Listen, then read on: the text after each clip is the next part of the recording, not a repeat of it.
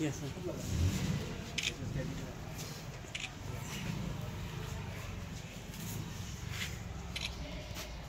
थोड़ा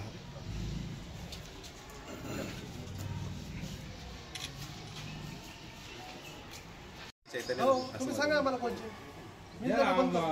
माझ्याकडे आता शाळे आहे जवळ 80 शाळाचं बोके शाळेत आलेले माझ्याकडे यादी आहे.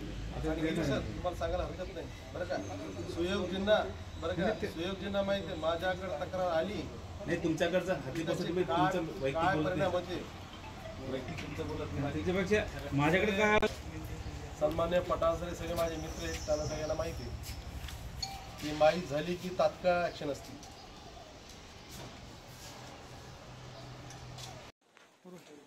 सर, अशाच प्रकारच्या शहरामध्ये शाळा आहेत, अनवैध शाळा आहेत, अनधिकृत शाळा आहेत. आपण पालकांना काय आवाहन करणार?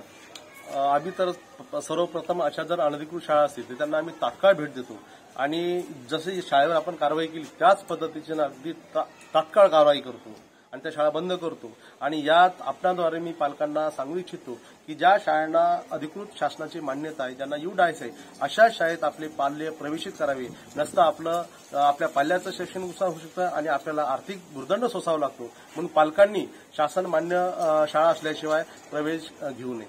काही शाळांना UDICE नंबर आहे, पण त्या शाळांना शासन मान्यता नाहीये आणि त्याचे हे सुद्धा नाही, कुठे नोंद सुद्धा नाहीये. नक्कीच काय होणार आहे?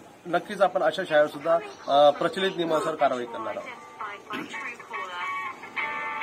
काय नाव आपलं? मी डॉक्टर रवींद्र काकडे, शिक्षण विस्तार अधिकारी, जालना.